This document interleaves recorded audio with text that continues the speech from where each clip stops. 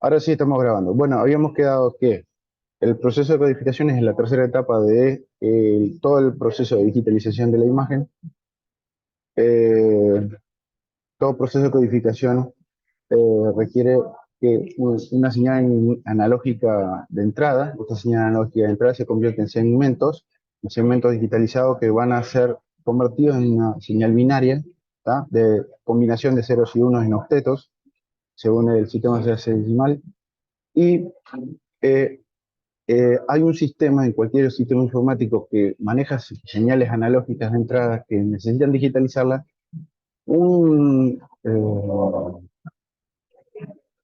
sistema que está hecho de básicamente capacitores y transitores, ¿ya? Que leen la señal de entrada y reconocen esta señal de entrada en base a lo que se cuantificó, su amplitud en realidad, y luego esta señal de entrada la convierte en un código binario. Estos sistemas básicamente son plaquetas que están instaladas en sistemas, por ejemplo, la pantalla radioluminiscente con memoria, lo que después creo que tengo algunas imágenes para mostrarles, tienen acoplados al fotomultiplicador estos sistemas digitalizadores, estos conversores análogo digital, que es básicamente como verán, es muy visible cómo está la estructura de cómo está configurada toda la placa donde vemos que tiene sus capacitores, sus transistores, todo bien delineados, donde tiene un lugar por donde entra la señal y luego donde sale totalmente la señal digitalizada. ¿Tá? Este esquema básicamente muestra cómo es que convierte esos valores en señales binarias, en un resultado binario. ¿Ah? Lo que vemos acá son los capacitores, los diferentes capacitores con sus valores predeterminados y cada capacitor tiene un valor de carga que es básicamente la representación de un valor cuantificado, X, es decir, en este caso como es una matriz de 256, los valores siempre son de 128, 64, 32, 16, 8, 4, 2 y 1, es así, porque básicamente representan los bits. ¿Ah? Si nosotros tenemos una imagen, una matriz de 2 bits, ¿no? No de 256, sino que de 512, una matriz que es mayor cantidad de valores cuantificados, obviamente esto tenemos una matriz de capacitores y transitores más grande, es decir, las plaquitas son mayores, donde tenemos que más cantidad de capacitores con más valores, ¿no? 256 y así en adelante, ¿está? En valores de 9, de 10, de 2, de 11, de 12 bits, así sucesivamente hasta los 16 bits. Y como les explicaba, los valores de ingreso son valores de cada punto codificado que se tiene punto cuantificado que se tiene que codificar. En el caso de este valor de 142, vemos que siempre el valor se va a comparar el de ingreso con el valor del capacitor, ¿ah? El que tiene por defecto. En este caso, el 142, al compararse con 128, se resta. Todos valores que son por encima, los valores por defecto del capacitor, se van a restar, ¿ah? Al valor que posee, y esta resta luego se va a comparar con el siguiente capacitor. Cuando se restan los valores es porque hay una posible codificación. Cuando hay respuesta y posible codificación, es 1. Y si cuando hay respuesta, es 1. Siempre el capacitor va a dar respuesta cuando los valores de entrada son mayores que los valores que él posee. Entonces, como luego el valor de la resta se vuelve a comparar con el capacitor siguiente, este valor, al compararlo, es menor. Y cada vez que es menor, no hay respuesta, y por eso es 0. ¿Ah?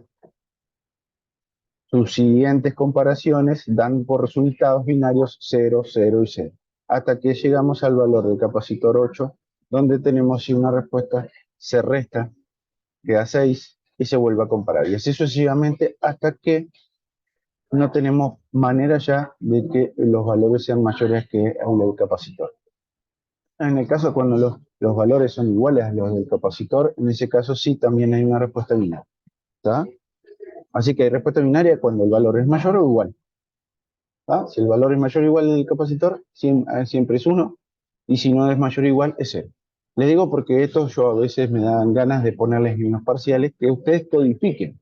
¿Tá? Yo les doy un valor de entrada, ¿ah? Y ustedes, yo les dejo el esquemita, y en base a eso codifican la respuesta binaria, en base al valor que yo tengo. ¿Ah? Y eso es lo que hace esta plaqueta. Comparar las cargas, comparar la señal de entrada, que también es una carga, y dejarla pasar o no. Y eso lo hacen los transitores. ¿Ah? Pasar o no la carga al siguiente capacitor para comparar. ¿Ah? Y obviamente ganamos en las resoluciones espaciales la cantidad la posibilidad de poder codificar cada vez más. Cuanto más nosotros podemos hacer una muestra mayor, cuanto mi frecuencia de muestreo es la considerable como para generar matrices mayores, nosotros tenemos posibilidad de tener imágenes mejores, con mejores calidades finales. Ahora, la calidad final, y esto es mucho de fotografía, pero muchas veces uno piensa que cuanto más píxeles tengamos de la imagen, mejor es la calidad. Sí, mejor es la resolución, pero no la calidad, porque la calidad toma en cuenta muchas otras cosas. ¿Tá? Por lo menos así es en fotografía. Y básicamente en imagen digital y en imagen radiográfica se puede tomar muchas cosas de lo que es fotografía. Las características fundamentales de la imagen las podemos ver en tres puntos fundamentales, que es la matriz, la resolución y el rango dinámico. La matriz, como ya vimos, es el tamaño de la imagen y tamaño de codificación también. ¿Ah? Es el conjunto de filas y columnas que forman la imagen. ¿Ah? Y cada celda identifica un punto en la imagen cuyo valor corresponde a un determinado intensidad de gris, en el caso de la imagen de radiografía. ¿Ah? Obviamente que está limitada las imágenes que nosotros vamos a obtener en función a la modalidad. Es decir, como les dije, cada modalidad tiene un determinado tamaño de matriz en la que se maneja. Y como vimos también, las matrices son basadas en lo que queremos ver, ¿tá? Porque a veces no es necesario tener matrices muy grandes, muy amplias, para modalidades en las que no requerimos que esas matrices sean tan amplias.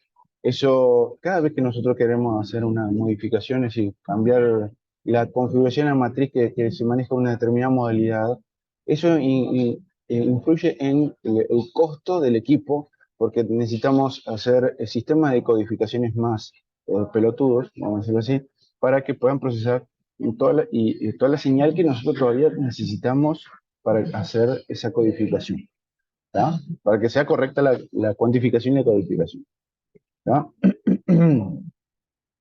Yo le puse acá, esto es muy viejo ya, tengo que cambiarlo. Muchas de estas modalidades han cambiado, en tomografía ya generalmente son todas de 512 y en resonancia son todas de 512 y algunas en 1024, tanto en tomografía como en resonancia. En medicina nuclear ya no se usa más de 64 por 64, hay algunas un poquito más, sí sigue siendo lo estándar 64, pero no tanto, y en ecografía también ha aumentado. En radiología digital va de 1000 hasta imágenes de 4000 por 4000, ¿está? Y bueno, hay una fórmula muy básica que sí define lo que es la resolución espacial en las imágenes digitales, ¿tá? Que es su relación con respecto a la matriz y al field of view, al área de visualización, que está obviamente inversamente relacionado. Es decir, cuanto mayor es el área de visualización, menor es la resolución espacial. Por eso en la ideología digital nosotros tenemos que eh, ajustar, ajustar las áreas de visualización. ¿Qué digo con esto? Bueno, nosotros lo comparamos con radiología convencional. En radiología convencional era correcto, por ejemplo, para hacer una mano, utilizar un 18 por 24. Sí, era correcto. Pero si no lo teníamos, nosotros justo teníamos un 35 por 35 para hacer una mano, también lo hacíamos, ¿tá? Y no iba a perder resolución espacial. ¿Tá? Porque en el caso de lo convencional, ¿tá? Toda la película, por más que sea de este tamaño, ¿tá? O un 35 por 35, tenía toda la misma resolución en forma homogénea en toda la imagen. No iba a cambiar. En los sistemas digitales sí. Si nosotros utilizamos un 43 para hacer una mano, ¿tá? debemos, debemos saber que ese 43 va a disminuir mucho la resolución espacial que podemos ver en esa mano. ¿Tá?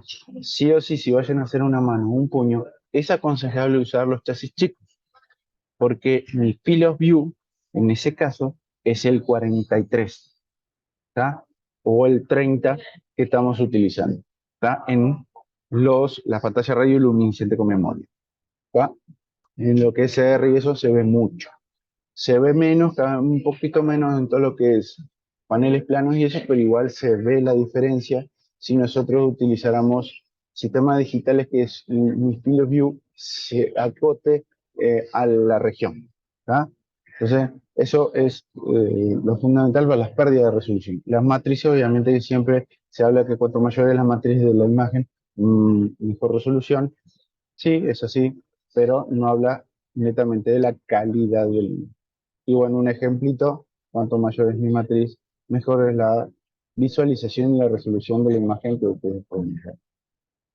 En el caso de rango dinámico hablamos de la escala de grises que estamos manejando. Entonces, cuanto más amplia la escala de grises, y más amplia es mi escala de grises, obviamente vamos a tener más posibilidad de generar imágenes de mayores resoluciones también, porque tenemos una escala de grises más amplia y podemos fragmentarlo mejor en imágenes y podemos tener la posibilidad de diferenciar mejor los puntos. Tenemos mejor posibilidad de colorear de manera diferente cada uno de estos puntos. Esa es la cosa. Ahora, el rango dinámico habla de cuántos niveles de grises y cuán amplio es esa cantidad de grises que nosotros utilizamos para hacer la imagen. O también, en el caso de lo que es color, cuán amplio sería el rango de colores que nosotros tenemos para las imágenes que nosotros estamos generando. ¿Va?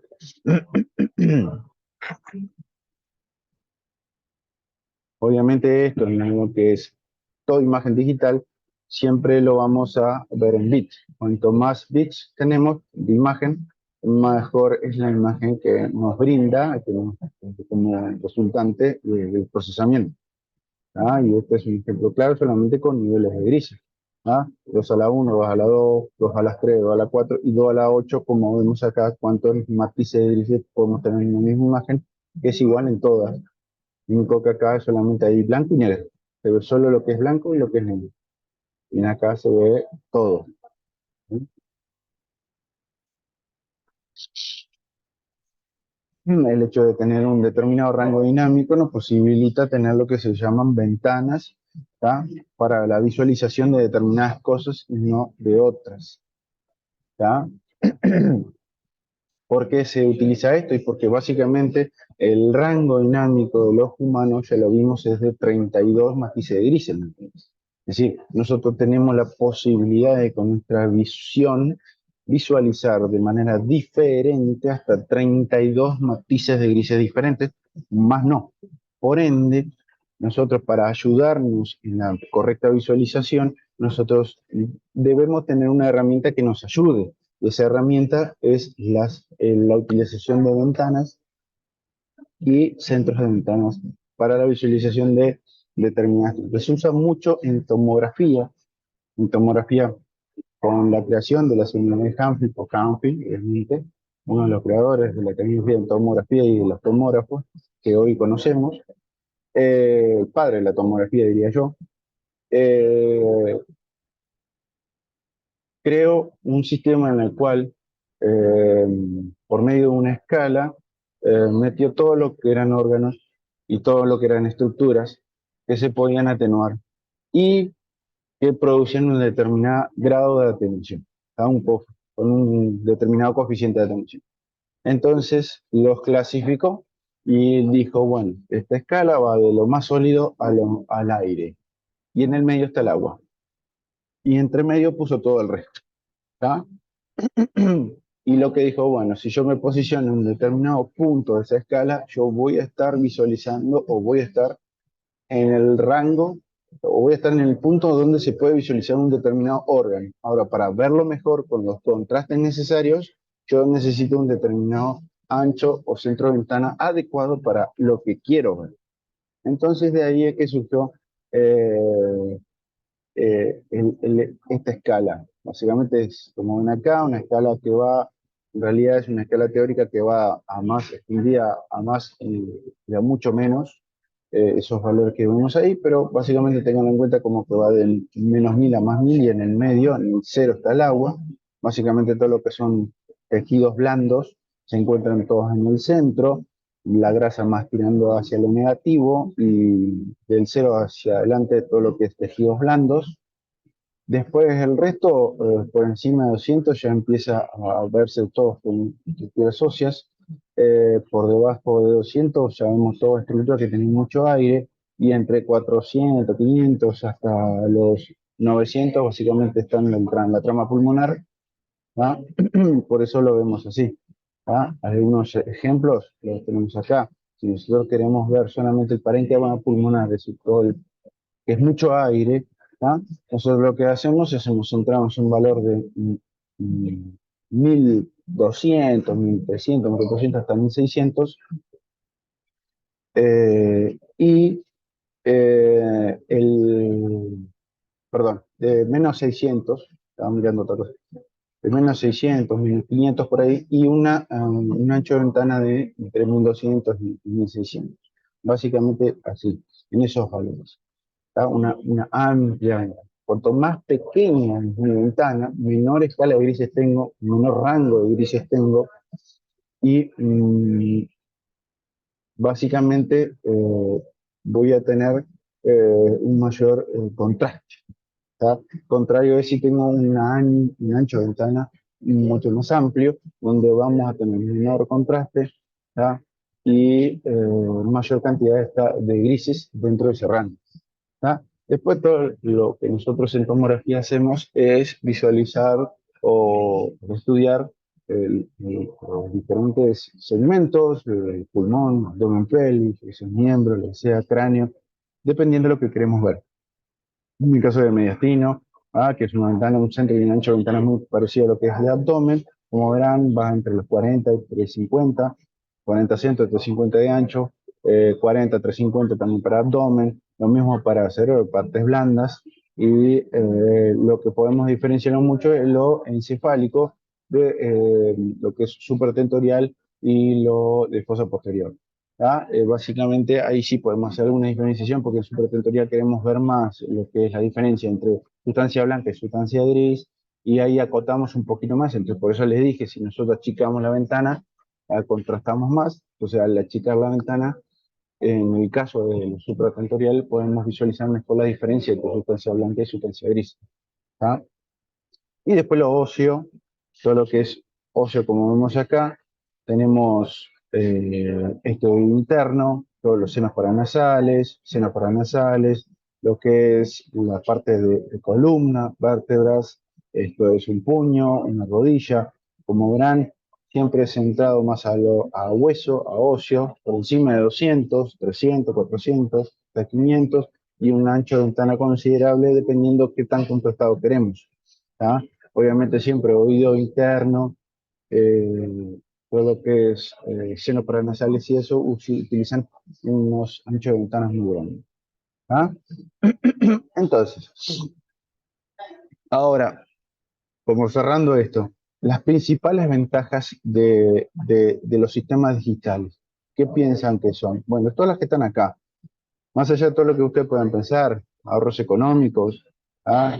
Por cuestiones de utilización de radiografías de placas, ¿tá? De lo que se imprimía o de lo que se utilizaba con los sistemas, lo que hoy en día casi ya no se imprime. Entonces, si vamos hasta hace poco, bueno, se imprimía en formato de placa como lo teníamos antes y en el poliéster que todos conocemos, pero que eran diferentes porque básicamente son para unos determinados tipos de impresoras especiales que tienen estas placas reaccionan al calor, no a fotones X o de luz.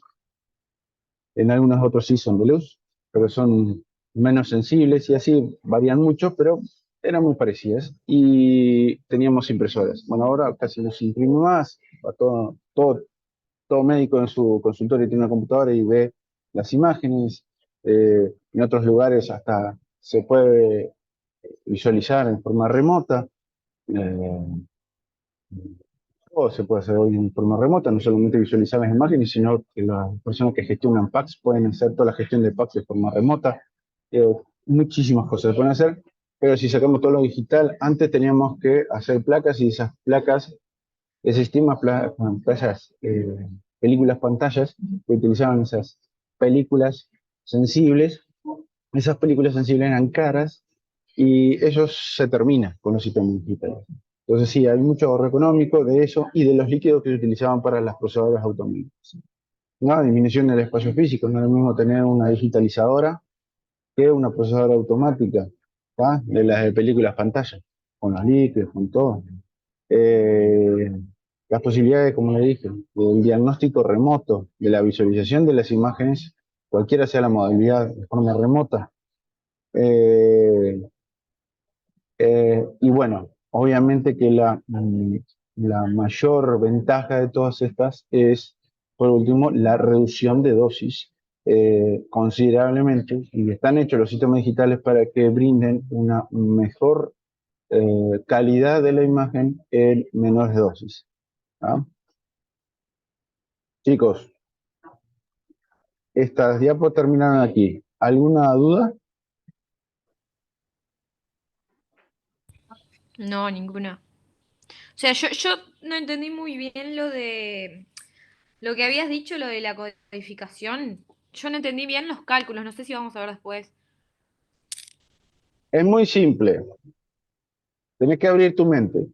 Vos solamente dale bola a lo a lo que vos tenés de valor inicial, es decir, yo te voy a dar un valor X, supongamos que de 150, 160, y yo tengo una matriz de 256. Mi primer valor va a ser el de 128. Yo te voy a dar el esquema que dice 128, 64, bla, bla, bla, bla, todo eso hasta 1, donde vos vas a empezar a comparar. Y bueno, si tengo 150 o 160 y comparo con el primero que es 128, ¿y que es mayor o menor? Si es mayor, mi primer valor va a ser 1. Yo tengo que formar una codificación binaria de 8.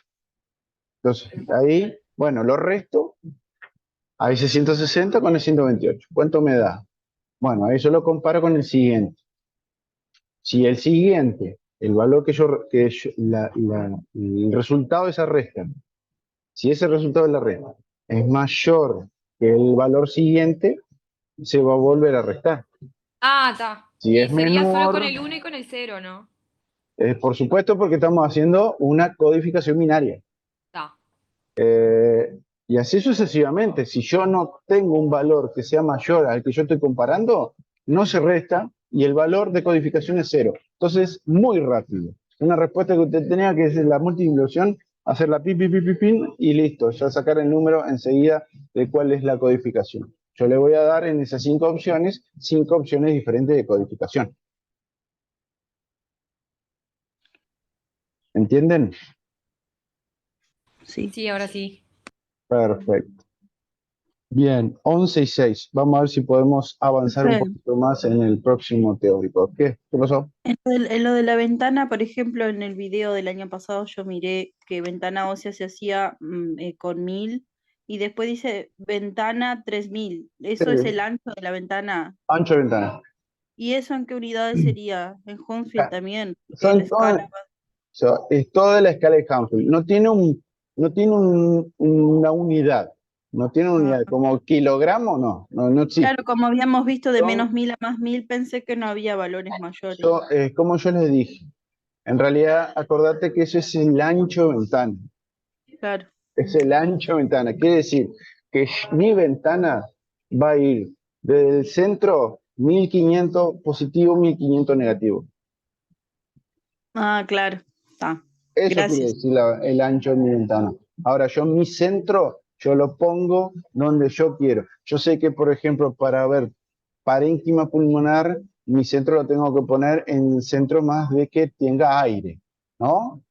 valores negativos. Entonces yo donde lo pongo, bien negativo, en menos 600, menos 500 por ahí. Ahora, mi ancho de ventana tiene que ser muy amplio para yo no tener muy contrastado, porque si yo lo tengo muy contrastado no voy a ver nada. Voy a ver o todo blanco o todo negro. Y yo quiero ver la trama pulmonar. Entonces yo lo que hago es sacarle todo el contraste posible. ¿Está? De eso se Ah, trata. Lo mismo para todo el resto. Si yo quiero ver mediastino, mi centro es de 35-40. Si yo quiero ver abdomen, mi centro es 35-40. Si yo quiero ver solamente hueso, bueno, ahí me pongo en centro duro, bien óseo, 1000. ¿Tá? Y un centro de no sé, 3000, 3500, dependiendo de lo que queremos ver. No es lo mismo oído interno, seno paranasales, que tengo que poner la ventana lo más amplia posible, que solamente óseo. ¿Tá? Que con 2000, 2500 hasta 3000 da bien. ¿Tá? ¿Entienden? sí, gracias. ¿No, por favor? Vamos a avanzar. Ahora vamos a hablar un poquito de, o lo que podamos, de receptores.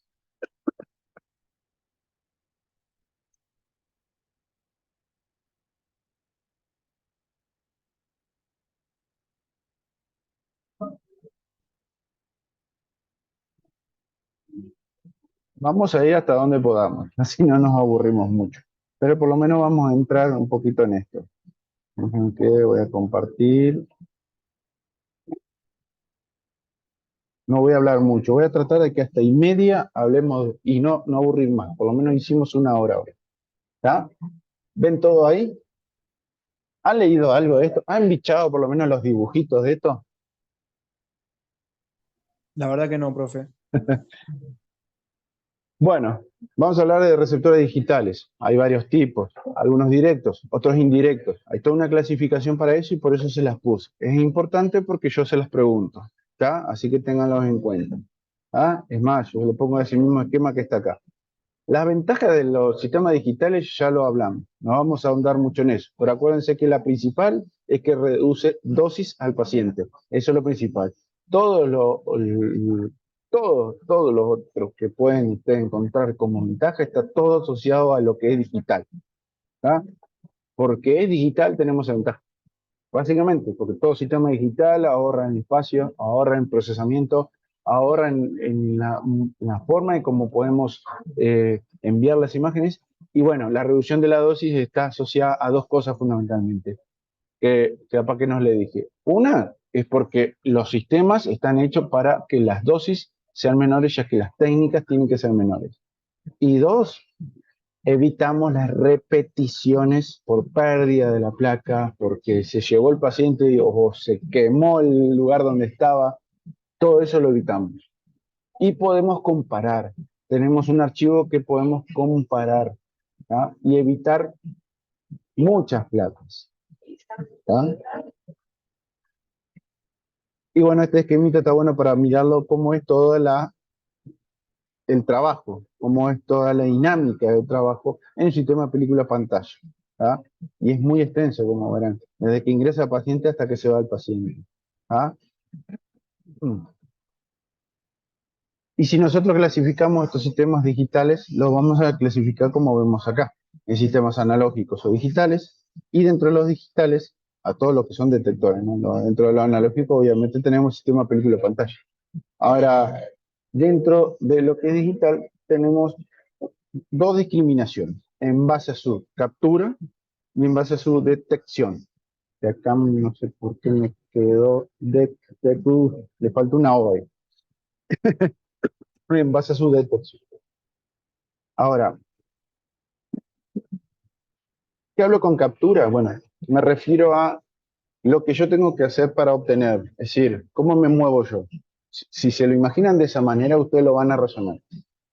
Yo con un sistema CR, con un sistema de pantalla reviendo con memoria, nosotros tenemos que ir como lo hacíamos con los sistemas película-pantalla. Tenemos que ir hacia el paciente con el receptor, colocarlo donde va, en el paciente, sí, por detrás de la espalda, en la mano, lo que sea, y volver con ese chasis y digitalizarlo en una digitalizadora.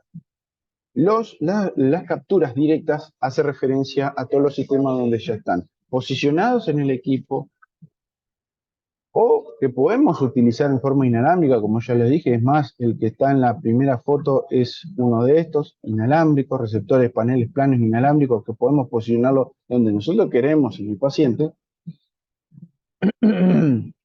¿Ah?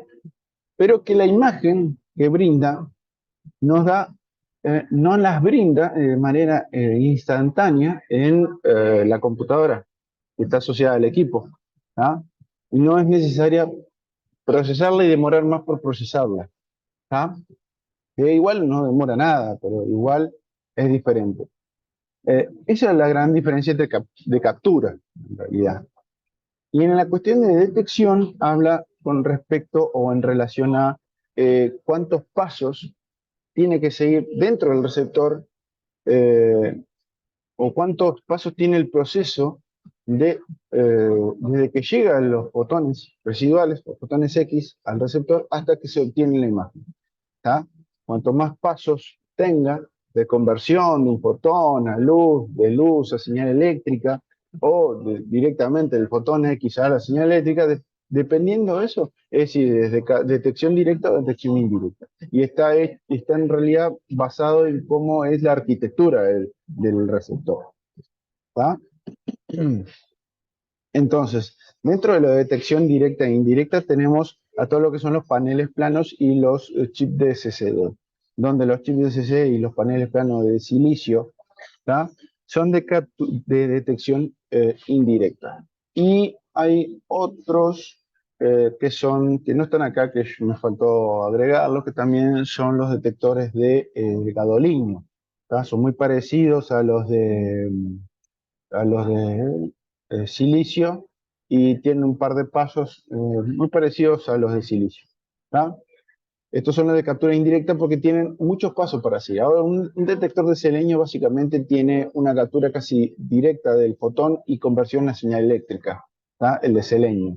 Selenio amorfo, el que está en celeste. Después lo que tenemos acá es de silicio amorfo asociado a un centellador de yoduro de cesio. Y acá tenemos también en los de detección indirecta el chip de CCD con los chips de cámaras fotográficas, ¿tá?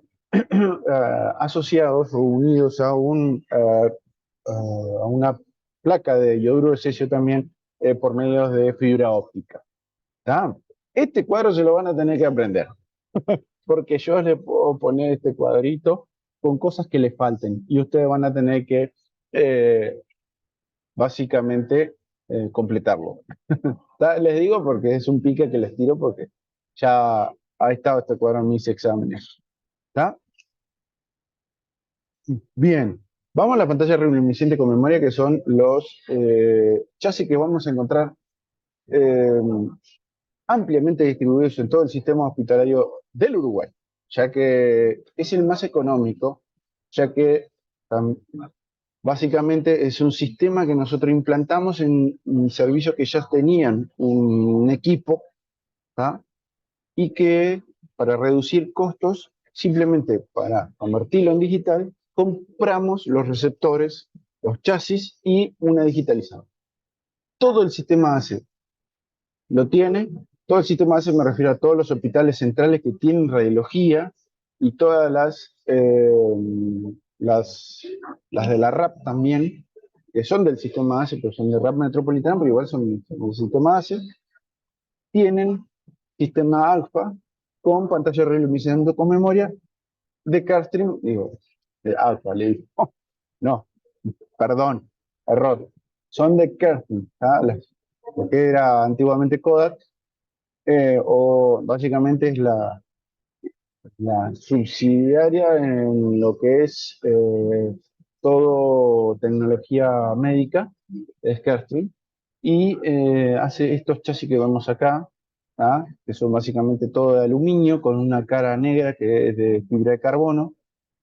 Son chasis muy caros.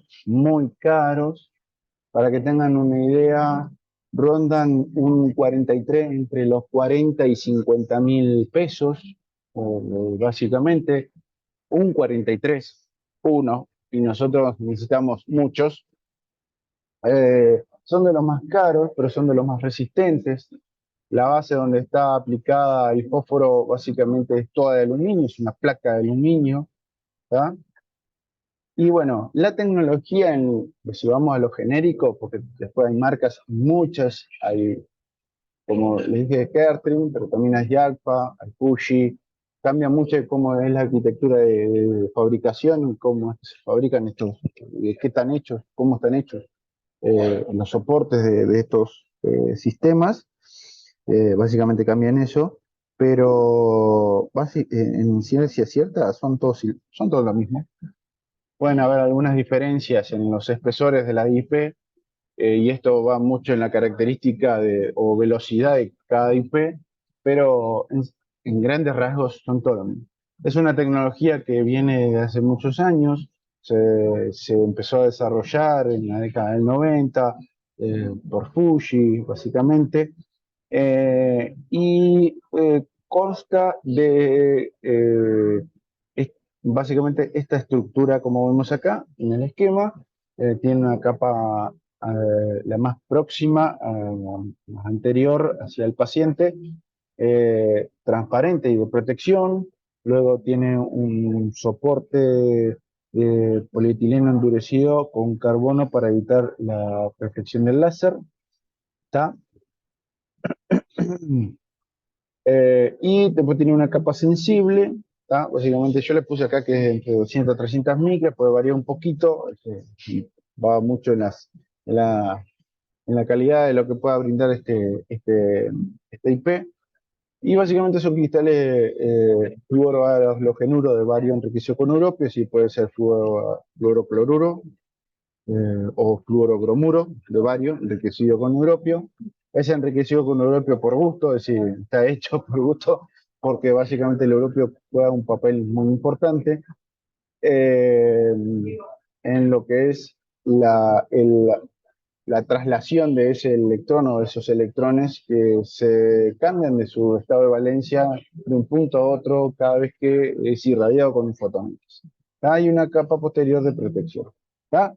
Así que básicamente tenemos una capa antiestática, una base, una capa reflectante, un fósforo y después el recubrimiento protector por encima. ¿Tá?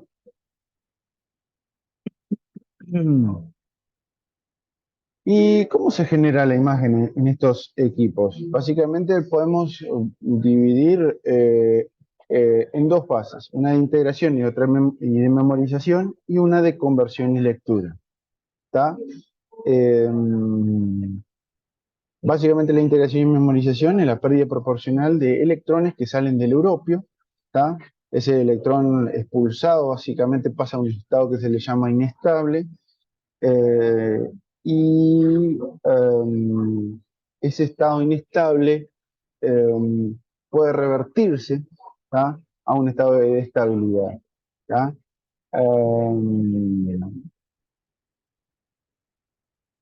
Básicamente, a ver, yo les creo que tenía acá. Si nosotros tenemos un esquemita de cómo es que funciona todo esto, es básicamente, está demostrado aquí. Tenemos un fotón X, el que incide sobre ese fluorobromuro, fluorocloruro enriquecido con europio, va a básicamente arrancar un electrón de un estado estable en el que se encontraba, y ese electrón que se encontraba en un estado estable va a pasar a un estado de inestabilidad. Pero como ese estado de inestabilidad es muy corto, ya que es reversible, ¿tá? Eh, pasa a un estado de semiestabilidad, es decir, pasa primero a un estado de inestabilidad que revierte rápidamente. Esa reversión hace que ese electrón pase a un estado de semiestabilidad, muy cercano como él estaba en un inicio. Pero se le dice que está en un estado de semiestabilidad porque básicamente se quedan en lo que se llaman trampas electrónicas, ¿tá? Y que equivaldría a lo que serían las imágenes latentes, o sea, el punto donde está la imagen latente, ¿tá? Para ese fotón. En fórmula química, básicamente tenemos el europio que pierde un electrón y que por la energía del fotón incidente pierde el electrón, queda en 3 más, y el flúoro gana un electrón y queda, que el flúoro queda positivo, quedan en neutro. ¿Está? Básicamente de eso se trata lo que es integración y memorización, porque es integración y porque se integra el fotón X y se memoriza el electrón. Básicamente es así. ¿Cómo se memoriza? Y bueno, el electrón queda en estado semiestable atrapado por el flúor. Ah, es así. Luego, lo que hacemos es, ya está formada la imagen latente, en un estado semiestable, cada electrón que se cambió, vamos a la digitalizadora y lo colocamos en la digitalizadora. Aquí vamos a la etapa de lectura y utilización. ¿Tá? Lo que va a hacer la lectora es barrer toda la IP con un láser, ¿tá? Para que esos electrones que estén en ese estado semiestable salgan de esas trampas electrónicas, que es el flúor, y vuelvan al europio. ¿Tá? Hace todo el proceso inverso. ¿Tá? Se libera el electrón en el flúor, queda el flúor positivo, y el europio, que era más 3, queda en 2 más negativo. ¿Tá? Esto es la lectura y utilización. ¿Por qué es lectura? Porque se barre con un sensor láser.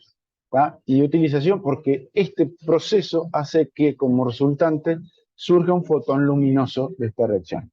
¿Tá? Este fotón luminoso es lo que va a ser capturado, primero va a ser focalizado estos fotones luminosos por medio de espejos, hacia un fotomultiplicador. Este fotomultiplicador recibe toda esa señal luminosa que luego va a ser utilizada para fotomultiplicar esa señal de entrada.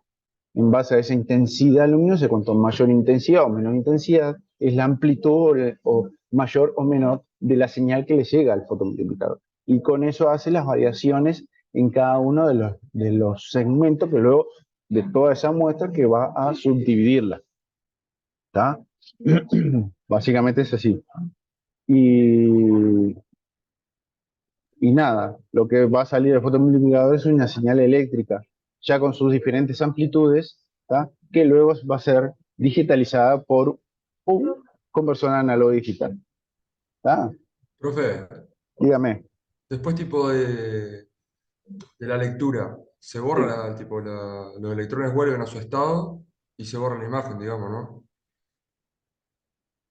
Técnicamente se debería borrar. Técnicamente se debería borrar. Ah, no todos los electrones vuelven a su estado de estabilidad.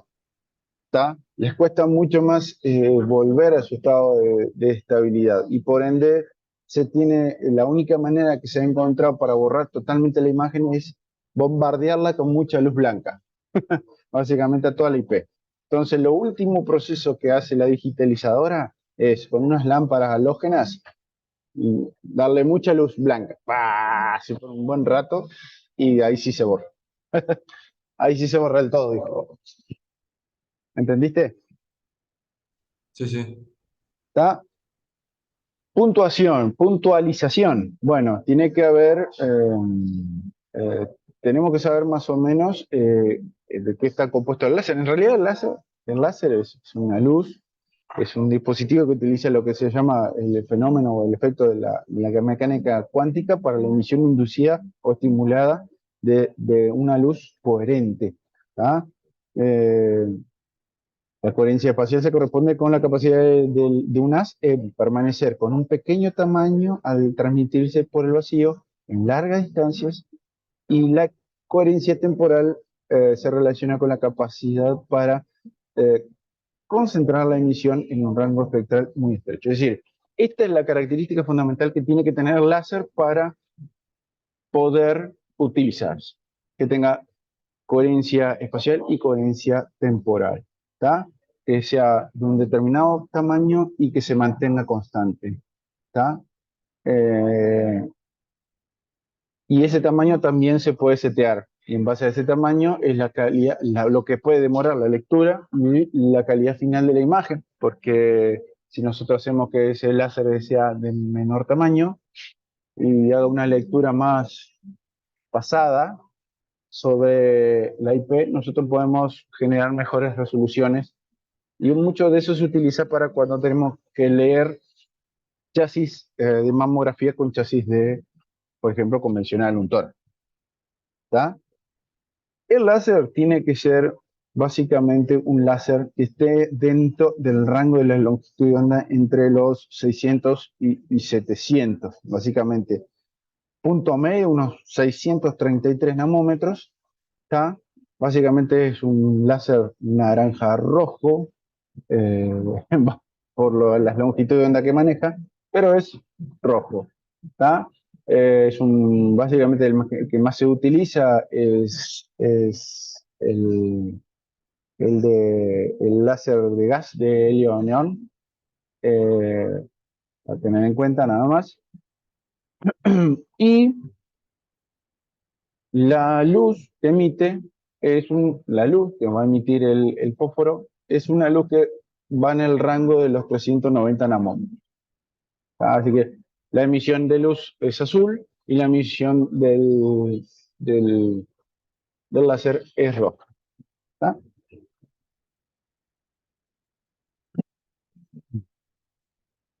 Bien, les puse acá fosforescencia para que distingan que el mecanismo fundamental en el cual se maneja esto es por mecanismo de fosforescencia y no de fluorescencia. ¿Tá? Todo por los tiempos en el que está el electrón en un determinado estado y los tiempos que demora el electrón en hacer la emisión lumínica. Nada, esto es un esquema para mostrar un poquito de cómo es todo el sistema. Como le dije, es un láser de 633 nanómetros que primero incide sobre una gama de espejos que hacen que ese láser se pueda mover de un punto a otro de la IP y haga un barrido sobre la IP. ¿Tá? Tiene muchos espejitos, prismas y demás que hacen que el láser haga todo ese barrido. Después hay otros tipos de lentes y prismas que focalizan la luz que se emite hacia el fotodetector o fotomultiplicador como vemos acá. Siempre antes del fotomultiplicador y después del láser, siempre hay algún filtro que otro para que no se mezclen las luces. O el láser que no se mezcle con la luz que incide sobre el fotomultiplicador, o que algún haz de luz no incida sobre el láser, o no incida sobre la gama de espejos que hacen el barrido. ¿Tá? Siempre hay algún filtro para evitar eso. Luego que pasa por el fotomultiplicador va al conversor análogo digital, como ya les di. Más o menos imágenes para que vean esto. Esto es una digitalizadora Cartrim, como van a encontrar en todo el sistema ACE, con sus respectivos chasis. Este es el sistema de láser con sus espejos, ¿tá? Y sus prismas que van a hacer toda la magia. ¿Tá? Está en un costado acá, lateral al equipo. En este equipo está ahí. Esto para que lo vean y nos miren nada más. Esto que ven acá son los filtros que están antes del fotomultiplicador. En el caso de los Cartrim, tienen dos fotomultiplicadores para tener una mejor obtención de toda la luz que se toma, toda la luz que sale del IP. Y como vemos acá, del otro lado del fotomultiplicador, tenemos las conexiones del fotomultiplicador, y acá que vemos todo esto que vemos acá y todo esto que vemos acá, son todos los capacitores y transitores que se encuentran, que son básicamente del conversor análogo digital del equipo. ¿Tá? Así que acá físicamente lo ven cómo es un conversor análogo digital, ¿tá? Asociado a dos fotomultiplicadores en este equipo. Un fotomultiplicador es esto, nada más que es un detector óptico al que está al vacío. Básicamente aprovecha lo que es la emisión secundaria de electrones para responder a niveles muy bajos de iluminación, manteniendo un nivel de ruido aceptable. ¿Tá? Básicamente tenemos muchas las minitas, ¿tá? Que lo que van a hacer es, básicamente es multiplicar la señal eléctrica o de electrones que le llega. Primero tenemos un centellador tenemos un fotocátodo que va a convertir eh, esta señal de luz que le llega en electrones primero, ¿no? Porque obviamente los dínodos que tienen dentro del fotomultiplicador básicamente van a multiplicar la cantidad de electrones que pueden venir, pero no multiplican la señal lumínica. La señal lumínica primero se convierte en electrones por un fotocátodo que está en la ventana que más hacia la luz que recibe. ¿Ah? Está compuesto entonces por un fotocato que emite electrones cuando sobre él inciden fotones, con una determinada energía. Un campo eléctrico acelera estos electrones y los dirige hacia el ánodo. ¿Tá? Básicamente estos ánodos son los que se les llama dínodos. ¿Tá? Por diferencia potencial, los electrones que son formados en la ventana y que inciden, los fotones de luz, son acelerados hacia el dínodo más próximo y así sucesivamente para ir impactando los electrones entre un dínodo a otro y ir multiplicando la señal electrónica. Nada más que eso hace. Acá tenemos algunas fotitos de cómo son. Tubos al vacío con determinadas diferencias potenciales aceleran electrones y fotomultiplican. ¿Ah? Entonces, ¿cómo manejamos entonces, utilizando los últimos minutos? ¿Cómo manejamos entonces la resolución en estos equipos? Bueno, obviamente ya les dije algo, con el espesor del láser, con la velocidad del barrido del láser y obviamente con el grosor del foco. La estructura tiene mucho similitud con el sistema película de pantalla. La estructura y el grosor va a hacer depender mucho de la resolución final que tengan estos equipos. ¿Verdad? Cuanto el láser es más fino, más cantidad de píxeles podemos generar, es decir, un muestreo mayor. Y cuanto mayor velocidad de barrido, menor es la cantidad de información que tenemos. Entonces, si queremos la mejor calidad, bueno, el láser lo más fino posible, lo más lento posible. ¿Está? Ventajas. Bueno, ventajas de las imágenes digitales con respecto a las analógicas. Y esto es fundamental. ¿Está? Primero que, como ya le dije, son compatibles, más los CR. Si centramos solamente en los CR son básicamente equipos que son compatibles con cualquier otro equipo, porque solamente se instalan y se utiliza el chasis, receptor, nada más. ¿Tá? Y obviamente atrae todo lo que es las ventajas propias de lo que es la digitalización. ¿Tá? Pero hay un gran inconveniente con los sistemas, no solamente con los CR, sino con todos los sistemas digitales, que no tienen límite neto de sobreexposición. ¿A qué me refiero con esto? Y que si ustedes miran cómo es la curva característica de un sistema digital tipo CR o flat, es una línea directa, no es exponencial, es lineal. Es lineal, sin límite neto de sobreexposición. Y la curva característica del sistema película pantalla está en rojo acá en el esquema, como verán. ¿Tá? Entonces, a ver, si nosotros comparamos las mismas técnicas, vemos que de 3,2 en esta rodilla, 70 kb en adelante, para lo digital, no vemos diferencias. De ahí para arriba no vemos diferencias. Tiene que ser básicamente muy pelotuda la radiación que recibió el paciente como para realmente notar qué es lo quemaste, básicamente. Por suerte existen los índices de exposición en los equipos, pero después vamos a hablar de eso. Si no, no nos enteramos. Lo que podemos enterarnos es la subexposición, porque empieza a notarse la imagen ruidosa, un moteado cuántico.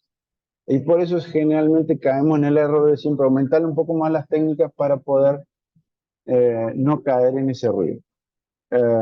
No, ese es el mayor inconveniente. Ahora, con los cassettes, lo que sacamos, sí, es sacamos un pedazo de todo ese esquema que habíamos dicho al inicio, pero igual hay unas cosas que tenemos que hacer. Por eso son sistemas de capturas indirectas, porque igual tenemos que llevar el chasis, igual tenemos que procesarlo. No es con líquido, pero igual lo tenemos que hacer.